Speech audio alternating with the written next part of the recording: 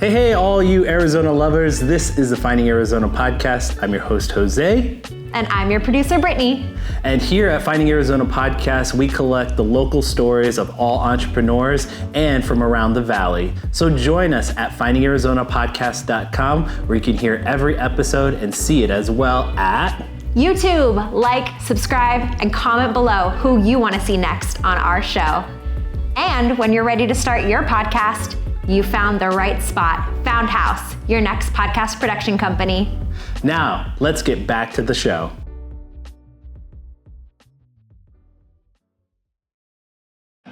Score big with SeatGeek. Whether it's concerts, sports, or live events, SeatGeek has you covered. Use code FindingArizona to get a fantastic $20 discount on your SeatGeek tickets.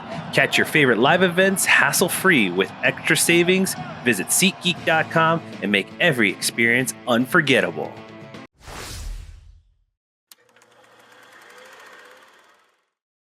Warning. Before we dive into today's episode of Finding Arizona Podcast, we want to let you know that this conversation with our guests from Paper Flower Psychiatry touches on sensitive topics including mental health struggles, trauma, and other emotionally intensive experiences. We believe in having real, raw, and respectful conversations, but we also respect your mental health and emotional well-being. Please listen at your own pace and take breaks if needed. If at any point it feels too heavy, know it's okay to step away. You're not alone, and other resources are available in the show notes if you or someone you know needs support. Welcome back, everybody, to the Finding Arizona podcast. I'm your host, Jose. And as always, we bring in special guests every week. Today's no different. Ladies and gentlemen, this is going to be a very special open talk kind of situation because my guest here today is the CEO, founder of Paper Flower Psychiatry. Psychiatry. I read it wrong. It's okay because we're podcasters. We're gonna laugh it off. But I'm gonna let my guest here, Maria, introduce herself and Paper Flower, and we're gonna be open, honest, and just fun because we're podcasters, right? We already were like discussing prior to of like it's just off air stuff that it's so funny to like how these conversations start in this podcast because I chit chat with the guests beforehand and it's a good comfortable ease into the dialogue that we're about to get into.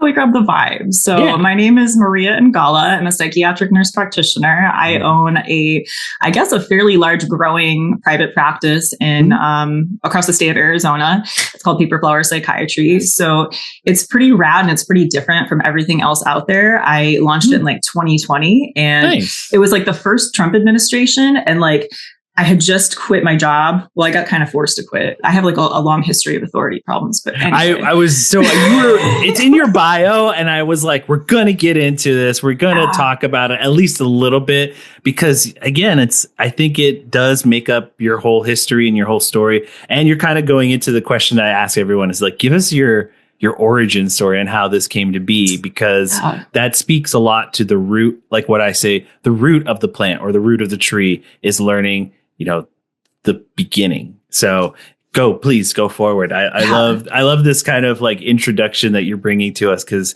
I love hearing from the author.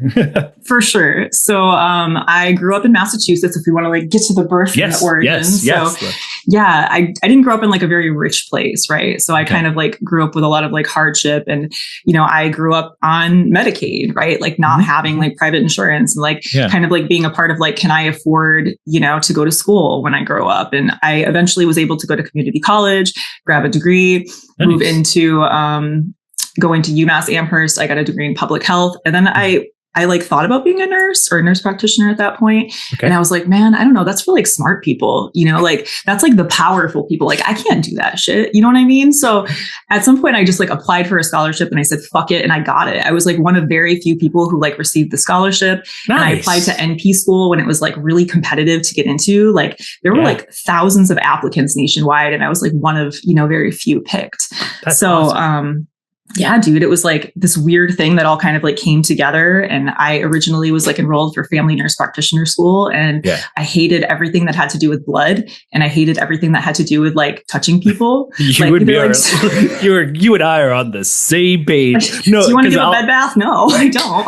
It was like this one that was in high school. For me, it was one of the same situations where it's like, they want you to be like, they want to bring into the culture. So I'll give you a quick just a synopsis of who I am. So I grew up on the East Coast for a very short, like not short, but like a period of time up until my adolescent years. I would then move to the Indian reservation here, the Hopi reservation, where my mom is from, and just stayed there until I graduated high school, and then moved down here to Phoenix for college and just never left. And so you and I, similar kind of like, the idea of secondary, like college, was kind of the idea of like that is like out of our tax bracket. Like that idea of like, I can never afford that sort of stuff. My mom knew that, like she saw that coming. She's like, my son's pretty smart. I think he's going to go to college. I'm going to try my best to make sure that he can afford it, or at least we can help him. Mm-hmm. So she like saved her money as much as she could. And then she realized like, we're going to need more. And she moved us back to the res, one, to like help her family out, but two, to also see like the tribe would help me. And to do so, I need to be in the school system, sort of like to like show that I was a part of the culture and part of the group and the tribe. And that was just kind of her, like, that's my helping bit to you. I'm going to give you that so that they can help you in that end. And so, yeah, I was helped, and I was put into places so that I could be helped. And that was just kind of like, then that led to going to college, and led to going to getting my master's, and then led to where I am right now. So it is, it's quite a leap in a story. I dwindle a lot of bits down for you just so that I could say the idea of college and getting educated is something that I definitely empathize and kind of on the same kind of level with you on that part. Yeah. Also, a little bit of authority. Like, I always question why. So there is that part of like how we connect, of like, that is something I always question why. I always like to question why. I'm not too much of a rule breaker, but I do say that like, I will kind of find my way to, there's always kind of loopholes, and you hear it in the grapevine of any place. It's like, there's a way around. There's a back door. So I try my best to like, okay, if there is one, I keep my ear to the ground. I try and be more listener than talker.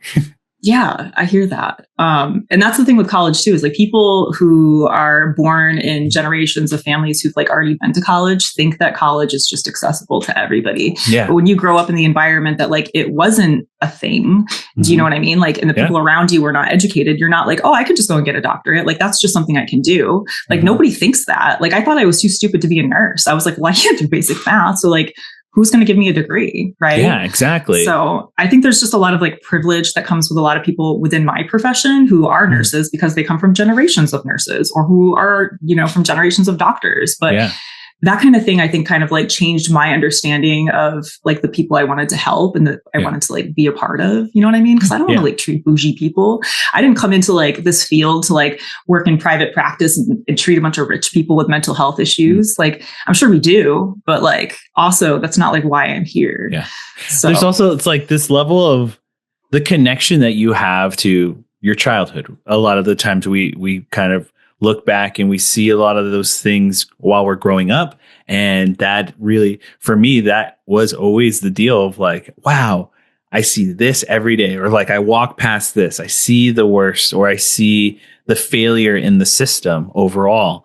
And I don't want to be a part of it. I see a route that I can get to where I can help and give back to others, but I don't want it to be that I am using this to gain the system. I want to feed the people that I've kind of been using and helping myself to get forward. I want to show that I am not forgetting those who are there that are a failure. Like, the system has failed them, and and just, you want so much more. And for me, there's this one quote that I always kind of like look at. It's community is built on those who plant the trees that they know they cannot sit under the shade of.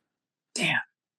Yeah, that's legit. And I think like, especially with the res, right? Like when you've had that connection to the res in general, because it's such a, I don't know. I mean, like the system is just so messed up when it comes to that and is continuously just, oh my God. And it's funny enough that you bring this up. So I was taught that just while I was like living amongst doctors. So it's like there's this like healthcare. The doctors who are part of working on the healthcare, the building, it's like their hospital, so to speak. They can't use the word hospital because that would mean so much like system, government, the red tape sort of deal. So they call it a healthcare. And essentially the workers live on site, like next door. There's a whole community there. I was living in that kind of building area, and they all knew who I was because I was kind of one of the older kids amongst the group of kids living in that area. And so our family always went there and they all talked. And so there was the head of emergency, and he would kind of talk to us, and he was very candid. He was a very candid guy because he had 4 kids. And so he was just wanting us to live. And he, talked about that. It's like the system. And he kind of like gave us the bigger picture kind of talk. And that really helped me forward myself into like, I'm going to try my best to like look and find the loopholes and try and help others and give them the impression that, there is a way to better yourself and help yourself and really kind of move yourself forward. And it's just hard work and we can all do it. So that's just a little bit of candor of like growing up for myself. Is there was a lot of people in my route, in my journey. It was like, here, let me help you out by giving you nuggets of information that you can really, if you use it, you can live a better life. Yeah, dude. I know I did like my my master's thesis actually on suicide in Native American communities. Oh, wow. And, like on the res. So that was like my master's thesis. And it was something that I had just like intense interest, like back in Massachusetts. And like my teacher was this like, my professor was this like PhD nurse, old white lady. She was like 80. And she's like, I remember like during my like final presentation, she's like, those Native people, they hate you because you're white. And I was like, what does any of this matter for like what I'm presenting right now? Like, what? And she just like kept mumbling it to herself, and I was like, Susie, you okay? Like, but she was of that generation where it's still kind of like indoctrination of that culture is fighting with you, like fighting over land, and there are still probably generational hate, grudges and things like that, where it's my great grandmother had an issue with this tribe, or like all these kind of things that we don't know her journey. So, but at the same time, it does not benefit you at this moment where you're trying to like, hey, I'm trying to communicate pain here, and I'm trying to like allow us to connect and understand a bigger audience here. So it's just really rough sometimes too. It's like, because it does also happen in the places that you're trying to help. You can see bigger things happening. Like you can kind of relate I'll give you this. There are family grudges. So people don't really like, other clans or other family, things like that are just always happening. And there are absolutely inner turmoil in our own tribal systems that still need help, still need love and caring for. So, but I think overall, though, there's a level of positivity that comes from a tribe that growing up on the res, I was very much a happy little guy, and I grew up and went to college. And I can say that my time there really made me develop faster into a loving, understanding, caring individual, and more, I guess, I find emotional. I try and find emotional connection more, and rather than the superficial kind of stuff. So I think that came from my upbringing and the culture that I grew up around. And going away from that whiteness, right? Yeah. Like society as a whole is so like individual in a way, and that's so different. Yeah. Yeah. So I think allowing myself that time away from what we call the city life, like what we're kind of internally talking about is our res life versus our city life. And yeah, that time away from that city life and being so at a critical point in development in youth is just, I think was just overall helpful to like allow myself perspective. And I always kind of comment that when I talk with anybody about my upbringing is like, yeah, I was given wide perspective of like city and the boundless things that can happen, but also the boundless negative things that can happen. And then move to the cultural kind of smaller, connected pieces, but also what comes from that. It's like you are internally, everyone's kind of knows your business, or you feel you just looked at and just put on a pedestal sort of deal. So it's like because you're the generation that's coming up, and we're looking to you to help better ourselves. So there are absolutely every factor of like things that are both positive and negative. And I was given that perspective on wide ranges, and happy for it. I feel stronger and more of a person because of it. Yeah, I could totally see that. That's just, it's like going back to your culture too, which is so important. Yeah. Especially probably for your mom to see that. And her and I talk about it a lot all the time. So it's great. I feel like you and I are having a session here, but I do feel like this is all pertinent information to help us connect into the dialogue of like, now that you went past and got your education, now you're like in the system because you had to allow yourselves to actually learn a little bit of what needs to go into certain aspects of building a brand and being a part of your own deal. So I would love to kind of understand that journey of like after college up into you saying, aha, I'm going to open my own thing. Okay. So I got divorced early in nursing school. And I think that initially made me be like, you know what, like, fuck everything. I'm just going to leave Massachusetts and I'm never going to come back. And I left and I moved to Arizona with my cat and never looked back. Like, loved it. Why Arizona? Actually interviewed all over the country. Okay. So with the scholarship I got, they told me I had to work in an underserved area. So I interviewed at like lots of clinics all over, like Seattle, everywhere. But like when I interviewed at Arizona Children's Association, I was like, man, this place is like amazing. Like there's cacti everywhere. Like the vibe is cool. There's vegan coffee shops. There's vegan donuts. Like I could just drive to the Grand Canyon. Like I could just drive to California. I was like, this is sick. So yeah, I took it immediately. I was like, there's just no doubt I'm going to take this, and just moved. Everything spoke to you. It was like, everything spoke to me. I was like, this is home. So I had planned to work in community mental health, which is like kind of like the Medicaid system for as long as I could. I wanted to do that for my career, but like, authority issues. So they started with like, you get a 60-minute evaluation and a 15-minute follow-up. That's all you get. Mm-hmm. So like, I'm getting the sickest kids that you can imagine. Like these kids are coming in. I have never met them before, 15 minutes. And they're like, oh yeah, I'm suicidal. My dad is beating my mom. This kid had been like so mangled. He had like facial deformities from like, his parents just mutilating him. There'd been kids who had been raped by their bio parents, like just the most horrific situations you could imagine, like down to the age of 6 who've had to get like anal repair surgeries because it was so bad. And like, I'd be sitting there having to make a medication decision in like 10 minutes for them. And these kids had med lists that were long. There's kids coming in from the res. There's kids from foster care systems. There's kids who've like watched their parents die. So like, I loved that work so much. And it resonated me, but I was like, I can't do this in 15 minutes. Like, this is not giving these kids justice. Like, who can do this? Right. Yeah. So like, I would start like arguing with them, and then they just didn't like my arguing about like how this is messed up.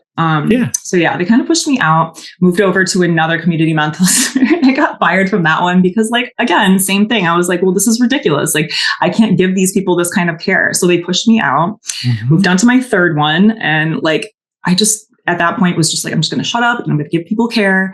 And I did it. COVID happened and I found like I was able to do care a lot better from like the telehealth perspective. But then there was like this point of like, I found out my colleague was making 100,000 more than me. And like, he didn't have any more experience than I did. Wow. So I was like, you guys are going to like match that pay for me or I'm going to go. And like, I expected them to be like, oh yeah, we're going to match it. And they didn't. They were just like, bye bitch. So I guess I was like, well, I'm going to have a backup and I can like pay for my house. So, yeah. So I was just like, okay. Do? Yeah. So I was like, you know what? I keep getting fired. This isn't good for me. I'm just going to like not do this anymore. So I was like, fuck it. I'm going to make my own company. It can't hurt. And I just did it. And I found out I was pregnant 3 months later. So I was like, man, what am I going to do now? Like, oh man. So I had this student who was precepting with me. So I was like, dude, why don't I just hire you and you just see the people for me once I give birth? And like, it just kept growing from there. And like, I didn't want it to, and I never expected it was going to be like this huge thing, but it was. You are amongst a very, what I call like, just, it's a wonderful story where it's like, didn't have any expectation whatsoever for it to, because your whole vibe was like, I'm more worried about this kid and like giving birth and being a mom, and like maybe we'll have a couple of handful of clients and it'll start off slow but no, you dive in and you realize how much need is coming from this area that you're trying to be involved with, and it blows up. I've had this story on the podcast before, of like elements that you would not even imagine, of like, oh yeah, we just kind of solved this one weird little or we met this group of people who like needed help and we filled a need and it blew up. And it's just, it does it like, sometimes it's just so easy for an idea to like make sense and just start, developing and growing and going and going. And I love that, because the joy of the ownership, the person who is the foundation and the, basically the boss behind it all, their joy of like, I had this belief and it came true and it worked. It just worked. And I'm like, yes, it worked. Me out. Yeah. Dude, it's like, it trips me out so hard. And like, I think it was so different because I was like, well, there's already private practices. Like, who's going to need to see us? So, I mean, first Trump administration, it was like when Black Lives Matter was happening. So I put the logo on the website. I was like, nobody's doing this. Like, why is nobody doing this? Nobody's talking about it. I put like the LGBTQ flags everywhere. And I was like, I'm just not going to be quiet. I'm going to be like really fucking loud and obnoxious. And people should either feel really safe coming to us or they're not. Yeah. And I thought like being in a red state, they're just not. But like, I guess there is a massive need for people who like want progressive political health care. Mm-hmm. And this is not something that I see have done. Nobody else has done this in the country as far as like a psychiatry practice. It's just not being done. Yeah. So I'm here for that niche. Yeah. I mean, let's get into it, because now we're going into the part where I like to say it's like in the weeds sort of talk, and just kind of going into the services that you guys provide. And it's basically postered on your website. Like, let's get into some of the elements and the services that you're kind of wanting to highlight that makes you so different from those around you. So, we do medication management. That's like the primary thing in diagnoses for psychiatric health.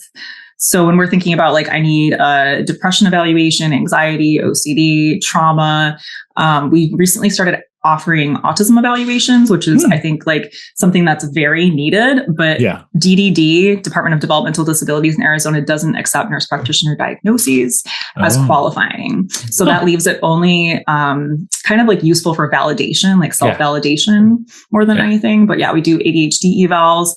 And then I made it longer than other people have it. So like normally 45 to 60 minutes, you're going to get your evaluation, you get your 15-minute follow-up. Nope. We're going to do 90 minutes. And like, it might be another session, right? Yeah, like, but we really want to like talk to you. And like, I need people to like, my NP should meet your dogs. Like, why would they not meet your dogs? They should meet your cats. They should like, you should have your baby there breastfeeding if you want to like have your baby there breastfeeding during the appointment. Like, let's not make it a professional thing. I like this because again, everyone's different, and it's not the thing that I've learned. And this is just coming from a perspective of like podcasting. Once you get past like a certain time portion, the defenses start to come down. You have to kind of read the room, so to speak, because some people take a little bit longer to pull down their defensives. So I totally agree where it's like, longer can be better in the sense of like divulging information, personal information, especially when you're trying to get evaluated. You want to run the numbers, so to speak, and just make sure that you're crossing all the T's and dotting all the I's. Yeah. And when you're nervous or you have anxiety or depression or you're like thinking slowly, right? Yeah. Or like just totally disorganized, like your brain is already in an element of like, oh, I'm being evaluated. So it's like, it's already clicked into that mode of like defensive, like I'm being evaluated. Oh, there's an outcome out of this situation of how I answer these certain, like in this dialogue that I'm about to go into. So there's like that element of like, yeah, a nervousness and you, if you're already suffering from issues where it's like your brain doesn't work that way, you're going to need longer. You're going to need more time. You're going to need more sensitivity towards your situation. So exactly. I get it. I totally get it. So give me more of like, because you like, I'm scrolling through there's like, other elements that you want to try and like with your patient services and the cannabis portion of it. Like, that's new. Yeah. So like, we actually have this dude that we recently hired on. His name is John Greeley, and he's like so cool because he has so much knowledge about like all the drugs, like all the drugs. Yeah. And like something that like I wanted to like put out there early on was like, if you smoke weed, you should not be ashamed to tell your psychiatrist, because your psychiatrist is going to rip you off your meds. And I've seen that happen so many times. We're like, well, I can't give them a stimulant for ADHD because they're just smoking weed once in a while. Like what? What? People self-medicate. So like, I wanted to like put that out there right away. So we get a lot of patients who like come to us and like, hey, I'm going to a rave this weekend. Do I take my Lexapro before I like trip out on something? Can I do shrooms with this medication? And like, that should be an open conversation. I'm not here to be like, go do drugs, but also if you're going to do it, I don't want you to die. You know? Yes. So we hired on John, who now is going to give consultations, and he could do this nationwide for people who are interested in like going to legal retreats for like psychedelic use, or who are going to get ketamine and want to like understand like, what is that like? What are my questions? Like, what am I going to experience? You know, you're a first time cannabis user like me, and you didn't use it back in your youth. And then you're like, how do I use a vape? What do I order? Like, what do I do? I'm like just a mom and I just want to like be silly with my kids. Like, what do I buy? Like, what are strains? What are things? You start to see it more, and especially you see it all throughout social media, like the different levels of like usage of different psychedelics, different cannabises, all of that is becoming more prevalent. And it's important too. It's like people, again, don't want to go that route of like crossing streams. And like, it's a very bad route. And so the more information that you're divulged, like I've always been an advocate of like learning your stuff, being educated yourself on everything. It can be your own health. It can be learning your own toaster and the instructions that go with it, and making sure that you're pushing the right buttons for certain things. So it's like, it's pertinent for you to have these dialogues. All of it, right? All of it. For years. So it goes back to like, even it's like, there's no stupid questions. You might as well ask it. It's like, you're not, if you don't know what you don't know. So it's like, ask away. People are already doing it with ChatGPT and and asking these questions. It's like, get it from someone firsthand and get some real backing and knowledge behind it. And geez, like, I just want people to be safe, and I want them to have a lot of correct, right elements of information for them to have. Right. So, I mean, if you're considering any form of like alterations of mind, you should be getting it from somebody who's like done all of the drugs, like knows exactly the ins and outs. And like, this dude is it. Like, he could guide you if you need a guide for your ketamine experience. Like, you know, in a clinic, they don't have like a CAP therapist. You want him to like come in with you. Like, let this dude come in. He's like amazing. Well, it reminds me of, I don't know if like I was a big Vice City watcher back when Vice, it was like back in the day. There was at a time there was a show, and I forget what it was. It was like something, it was a professor of like chemists. He was like a chemist, and he did essentially what you said, tried everything. And he gave you basically the breakdown of like what's going on in the brain, what's happening to your body, and what chemical makeups is affecting to make that happen. So he kind of broke it down of like, this is what the drug is. This is the name. This is the history. He'll sometimes, if it's legal enough, go into like, this is how it's made. And then he'll essentially take it, go down the route of the trip, and just kind of like help you understand, this is what my brain, this is how my chemical makeup is. This is what happened to me as I journeyed through this. And I was like, oh, wow, like the fact that he could get away with like, hey, I'm taking this money that you're giving me and I'm going to try all the drugs, but I'm going to explain it. But it's like, again, you don't know what you don't know. It's like people like we go back to like the cannabis, the scare tactics of those 50s films of like, but at least they were starting to test and like show what the testing of the element of the person, what happens to them. It's like, we don't really show that anymore. We don't have that kind of like footage anymore, but it's like, to me, it helps people understand, oh, this is what happens to a normal, regular looking, pretty smart, because he is a chemist guy. And this is what happens to him if he takes this drug. So, yeah.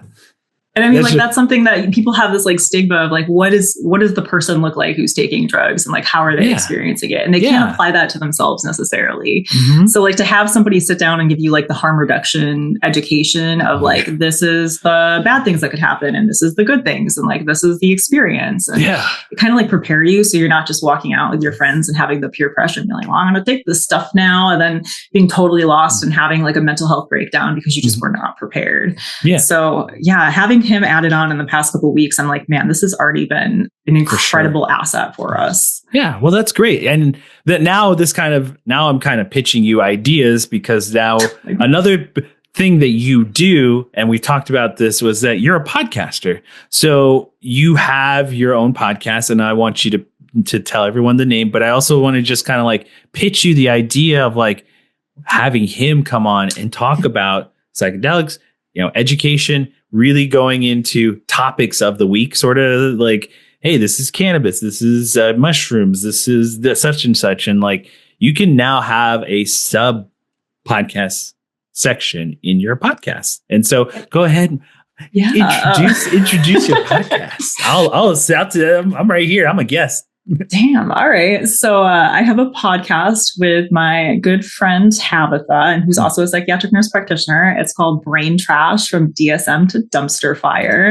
Nice. So it's a pretty sick podcast where we kind of like go over how do public policies affect mental health, what is like neurodivergence, and like what are all these ins and outs that like nobody's talking about, and like why does the system suck?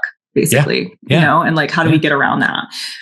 You actually kind of like made a spoiler. We are having him on our podcast. And I think he also is going to be working on like a YouTube channel of his own. Nice. It's been like a long time push of him trying to like be into the public eye. Cause I'm like, you're so freaking brilliant. Just like do something, like put it out there. And he's like, no, I'm anonymous. So I'm like, okay, it's time. So it's just time. I even pitched like, if that's what their deal is, then, come up with a gimmick where you like wear a mask or something like that. Or like, if you really want to be there's ways to get around you being the face of your brand or whatever. It's like, I'm going to send him a mask for our podcast episode. I'll shout out to you. If it's like, honestly, if that's what's holding him back, like there are ways around it. And I always say, it's like you even like 60 Minutes, they blur out the face and they change the voice. It's like, this is a way around it. There's ways. We'll sketch, but the information's there. If that's how you want to go about it, that's like, I would rather you be like the Bill Nye guy of, education of psychedelics and stuff like that. But there's, again, if it's what's holding you back, like, this is me being honest. We got it here. Yeah. So, I mean, like, I think he's going to be someone to watch out for in the next, like, coming months. Yeah. Which is going to be sick. I love that. So give me a little bit more of like, I always love hearing the origin stories of how podcasts happen. It's like, I know that because how not niche, but like how specific you rattled off like what you guys talk about, especially with policy part. There was a level of like, there's probably an instance of something happening in the recent, like, because you guys have not few, but it's like you guys have like a handful of episodes as of right now. And I imagine there's going to be a lot more because the world's a whirlwind. World's a whirlwind. There's going to be more for you to discuss. So it's like there had to been a certain inciting incident for you to be like, you know what? We need to have a discussion. Like, we need to make this a podcast. So Tabitha works now with the practice and she's seeing patients. I don't see patients anymore. Okay. So like, she's really And I think the whole practice as a whole has been seeing people come in and like suffering through the changes that have happened in this administration. And I think because of like how we've been seeing autistic people be worried and trans people be worried and LGBTQ in general just be worried and like people of color being worried, we've been like, you know what, nobody's talking about this shit. And we need to talk about it. Right.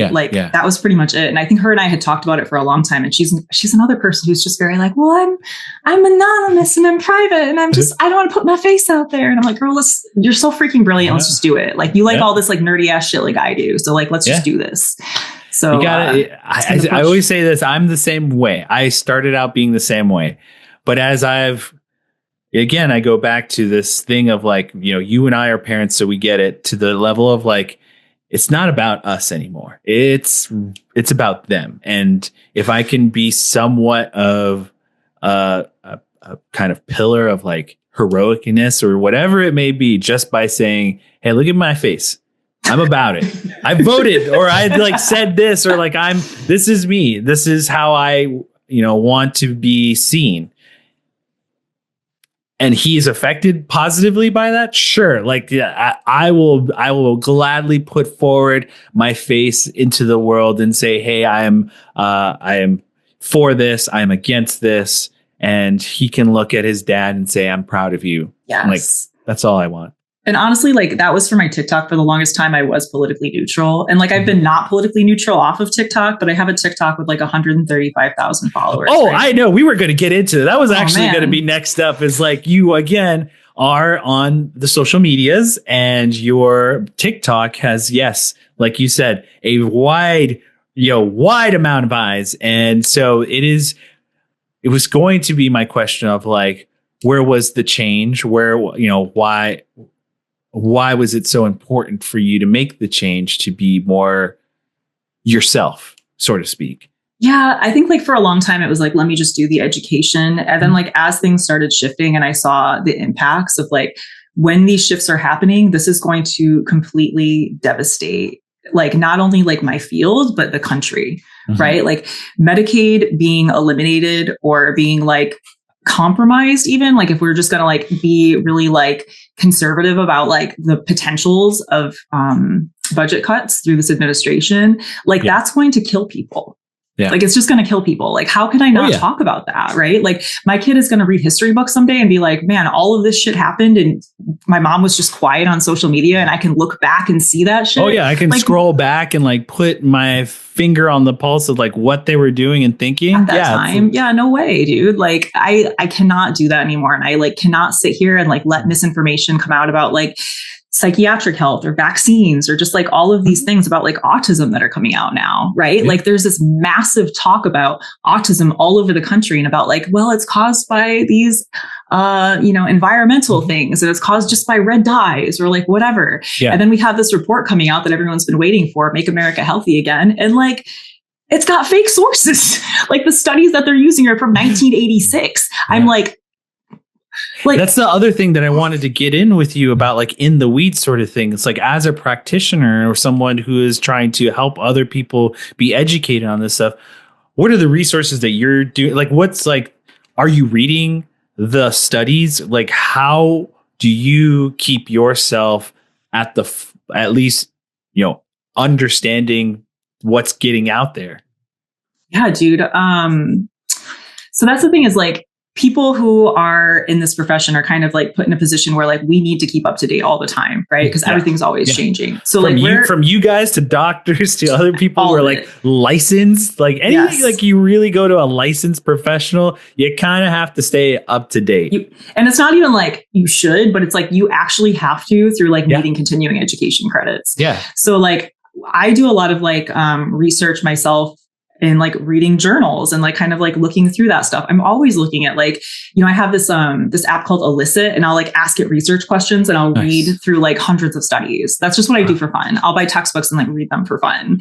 That's just like my thing. I make continuing education now. So I'm always grabbing sources to like try to like make new continuing education sources for people. So like I'm always thinking about like what is the current research and like looking at like reputable sources to find it. Like I'm not on Google or asking ChatGPT and then trying to figure it out. Like I'm like sitting sitting like reading research studies because like I love that shit. Like, and you're I mean, it's really important too, because you are looking at data that can sway people's thoughts and minds. So you want to be at least like correct when you say certain elements. Like, I love, like, this is certain things that kind of get at me, where it's like they say the sentence in a way where it makes sense to the audience, and yes, it's correct, but deep down, if he said it in a way that or someone's like is putting the analysis in a way that it's like it benefits themselves. It spins it. Yeah. And I mean, like, if anybody who's written a research paper knows that you can do that. You can write however you want and use whatever sources you want to spin it however you want. So that's why it's like so important to be able to like look at evidence and be able to take that study and actually look at the origin of it itself, not just read the sentence and say like, that's the fact from the study. No, you have to look at the actual document. Like, you can't just like stop there. So whenever it comes to like anything that comes out, all about like actually getting into like what's the actual thing. And that's the thing too. People think about like, oh, psychiatry, they're giving meds, they don't care about the side effects, or like they're just trying to like make money. Like, none of us are getting cuts from big pharma. They got all the money up there. Like, I'm not in some bougie ass house over here with them paying for it. Like, they don't pay me anything. If they're making drugs that are dangerous, like, I would like to read the studies about those and not prescribe them anymore. Yeah. Like, or if there's great drugs, like, I want to read about those too. So, you know, like, people seem to think we're just like on this, like, we love drugs and like, let's just medicate everybody. And it's not like that. Like, we're all interested in like, what are the negative things that can happen too, and educating people about it. Yeah. I think there's also this level of like breath of fresh air, because you are being so vulnerable and open about everything that you do, not only on social media, but just who you are in discussion here. It's like, yeah, that's kind of what you need to be at this point in the world that we live in, is just like, you're just trying your best to make sure you're educate, like, you're just trying your best. Like, I'm reading every required reading, and I'm giving you facts, and I just want to help. That's all. And I see it in who you are, your personality. I can see it because it bleeds through in our conversation. It's like, you're just a person who cares, and you're going to do the right thing and help people in the best way that you can. And that is by being a smart, educated individual with the right facts. I mean, like, that's what we're here for, right? It's like, there are some TikToks that I was like trying to talk about like infrastructure and like how hospitals will be affected, like state hospitals for mental health will be affected through like policies. I literally wrote a textbook chapter for a nursing book. I literally wrote a chapter about this and like read all of the sources. I wrote the history, and people are like, you don't know what you're talking about. And I'm like, bro, I know you guys are trying to like, you know, make everybody who is educated sound dumb, but like, please. So there are a lot of elements and you're talking about like things that have been in politics and kind of crossing over into the world of medicine and now affecting people on the scale of millions. What I'm standing at right now is the precipice of change. Of, like you said, getting reports back of and seeing the data in real time. So I guess my question would be is, let's say it's a couple of weeks or whenever the report comes out down the road, and people are looking at this and saying, we're not doing enough, we need to cut back more. What does that do to the everyday individual? Or also, it's like, is it like, are we already too far into cutting and too far loss of individuals, or can we come back from this? I always think it's possible to come back. And I think that there's like ways that people can advocate for themselves to continue to change things to like protect people. But like, I think step one of that is awareness, and awareness of how it affects all of us, right? Yeah. Like, if we're having some people lose healthcare, the people who are losing healthcare are the most vulnerable, who are the most predisposed to trauma, who are going to be the school shooters if you send your kid to school, right? Yeah. Like, who are going to be the people who are going to be violent in public? like it's going to be those people. And those are the people we just cut the insurance from and who are now not going to be able to seek care or get their medications or like any of that stuff. Right. So like the implications of like how this could like domino affect so many people is like, it's wild. Yeah. But I mean, like, I think that there's just so much space to like continue to advocate and like space for like history to turn around. I just really hope so. Yeah. I mean, like, I don't know, we're like a year in. Are we even a year in? No, it's like not even 6 months in. 100 days? Oh the last time it was past 100 days. Okay, yeah, we're not even. I'm like, it's been a whole year. Oh my God, that's literally how I feel. So yeah, well, maybe it's a loss. I don't know. I mean, it's just, I know it's difficult, especially the fact that it's like, it's being affected on so many scales. No one's above the change. Like everything is changing. There's prices going up. There's all, weather's changing. All of this stuff is all changing. So no one's predispositioned to be above it. And so I'm just like, I hope people care. Like, that's all I want. I want people to care more and just feel like, just want people to be better. Yeah. And it's like not even like about what your party is, right? Like you can have whatever beliefs and like whoever you want, like that's fine. But like at the end of this day, this is still going to affect you. Like you could still have voted that direction and you're probably going to lose your healthcare benefits, right? Or if like your mom might. Or it's like if not you, someone who you love or someone who you care about or someone you just even know offhand, like who is directly affected by it. It's like, it could be someone that you pay, like a cleaner or a landscaper that you pay to do something for you that is affected. Now can't do your thing because now they are worried, like they can't. It's like, yeah, it's like even people like the, cleaners who are afraid to be deported and stuff like that, they can't come out and do their jobs anymore. Like I spent a long time volunteering for an agency that gave free healthcare to undocumented people and did a lot of like free asylum evaluations back in like, before I had kids. And like, man, like the stories people have, like if people were able to sit down and hear that and understand that, I don't know if they would hate so much, like it's just, oh man, there's like, if you want to vote for your finances or whatever, and you're worried about your tax cuts, that's cool. But like at the end of the day, like there's still people who are hurting and like, you have to like sit down and hear that. Yep. Yep. And that's what I'm trying my best to kind of show and bring to the forefront, because growing up, that's what my grandfather taught me. He was someone who held a lot of stories that were very much important to the tribe, to families, to culture. And he taught me a lot of like, you got to listen. You got to sit down and give people chances to tell their story. And so that was something that he brought to my attention. And I hope that because when he passed, I felt a level of like, am I doing enough, or am I doing right by him and what he taught me with this whole thing that I'm doing? And I feel right now that I can say it's like, yeah, I've done a lot of like podcasts that it's tough. Tough to hear. Some not, like people like there was a story, and because we just recently got an email update from him. He was unfortunately attacked and raped in his own apartment, and now his therapy, or how he goes about treating his PTSD, is through talks on the street, in person, schools, everyone. It's about mental health and just like protecting yourself and just how you get past trauma. And so he did all of that in Lose, and he gets signatures from people who have heard his story.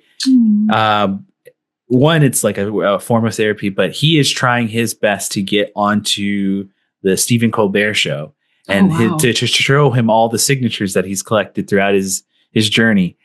Just like the reason, and I asked him this, like, why the Colbert show? He's like, because as soon after my traumatic experience, it was the one show that made me laugh and smile. It was the one show. It was the very first time I laughed and smiled was that show. And I want that. And it spoke to me. He's like, it spoke to me. I have to get on this show to share my story. And this is how I'm going to go do it, by telling millions of people, or just hundreds of thousands of people, my traumatic story, so that they're educated, so that we're all and it's like, he just wants people to know how to stay healthy and just stay strong. And it's such a beautiful way of like pain, but pain through experience can heal. And I just loved it. It was one of those, and he emailed me back. He's like, I'm still working on it, but here's how many more signatures I've gotten. This is where I'm at right now. And it is so great. And I'm like rooting for him all the time. We always like every so often, every couple of years, he kind of emails us, and it's really cool.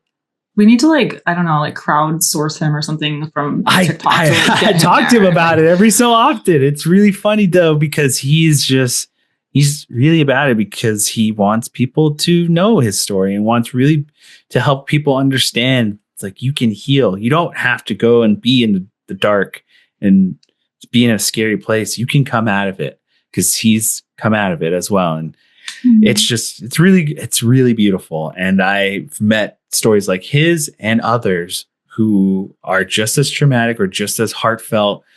And it's something that brings me to life every time, because I really do find myself in that moment welling up of like, you're really a saint of a person to fulfill your cup by going through this traumatic experience, which for you as well, and this is kind of like one of my final questions for you. It's like, what do you do because you're taking in so much as far as emotions, and well, I guess not as much anymore because you're not seeing done patients. My part. But it's like, maybe you can give me the experience of it. It's like, how do you balance taking in so much and give yourself like that depressurization moment of like, what did you do back when you were seeing clients, like to allow yourself that moment of like calm and peace and bring you back down to zero?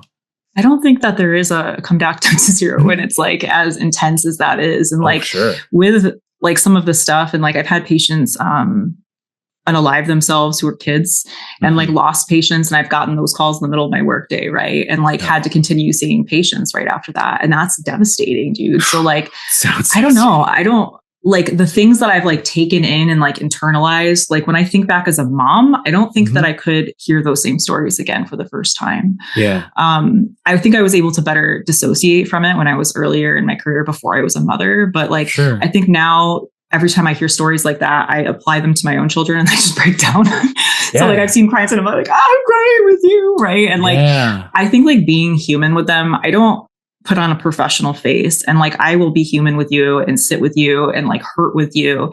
And like, that's the best way to do it for me, is like to actually just be like actually present and not trying to put on a freaking face every time that I'm seeing someone and hearing about it. And I think that's just been kind of like what's worked over the years. And like, I've been through my own trauma. So, you know, like this is not, people are not like at the end. I know that there's a way out, and I know there's light, and I've gotten there, and they're going to get there too. Yeah.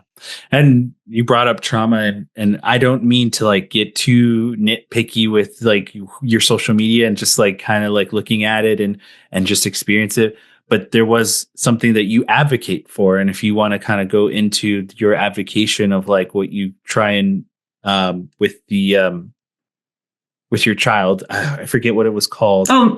Yes. What is it? I forget. Like I'm like trying to I was trying to look up the word, and I can't remember. Is it like the pathological demand avoidance? I think so. I think that's what it was. And I can't remember. I'm so sorry. But I'm just like, I just hope that if there's an advocate portion, like you are someone who like has something that not only your job, but it's like, I know that there's other things that you really strive for in your personal life. So it's like, I would love to just hear really quickly if there's anything that you're kind of like into right now as far as what's preoccupying your brain. My kids are both autistic, and I was late diagnosed as autistic too. So I think that like neuroaffirming care and like kind of like understanding autism more and Yeah. I think that's like a big thing. And like looking at like a lot of like the supplements behind it. So there are some like up and coming therapies like with folinic acid that are not as like available, but I'm finding ways that they can be more available for people. So awesome. Something to watch out for if you have autistic children, if you're autistic yourself. Yeah. Awesome. Thank you very much for sharing that. Because again, I look at, it's like, yes, that's something that you also advocate for, is like your research into autism is kind of prevalent throughout your social media. You have your titles in there that you're like, autistic this, and you know what you're going into for that reel. But that being said, this is now the time for you to promote the business and anything platform wise. If people can reach out to you, let them know where they can find you on social media, phone number, address, whatever you want to give out. The floor is yours. Oh my God, anxiety. Okay. So our practice is called Paper Flower Psychiatry. So if you need a person to do medication management, we take most major commercial insurances, Blue Cross, Cigna, Aetna, UHC. You can go on our website, paperflowerpsychiatry.com. You can self-book there if you have anxiety. You don't want to talk to anyone. You do want to talk to someone and ask questions. You could go ahead and email our support team. They will give any questions to me if you have any. You can find us on Instagram, Paper Flower Psychiatry. You can find me on TikTok, Dr. Maria Ngala. And then I have a new website, Paper Flower Institute, where you can access our podcast, Brain Trash. And you can also access free mental health resources. So if you are wondering about like education for things, autism, neurodivergence, medications, anything, it's there for free. Beautiful. I think I want to just personally, just like, honestly, just from your personality and just from this dialogue before our conversation and while recording, I really do mean it. You connect really well, at least with me. And just your personality overall is one of like care and genuosity. And so first off, thanks. Kudos for that. But secondly, thank you for your time. And also thank you for just caring enough to want to make a difference, not only in your own life, but in the lives of many others who are suffering and wanting and needing help. So thank you very much for your time. Thanks for having me. Yeah, absolutely. We do have an outro for ourselves. You can hear every episode of our podcast at findingarizonapodcast.com. Make it easy for you to connect with us social media. That's Finding Arizona Podcast under everything. And last but not least, we end every conversation with the kisses, hugs, and belly rubs to our four-legged friends. And we will see you next time.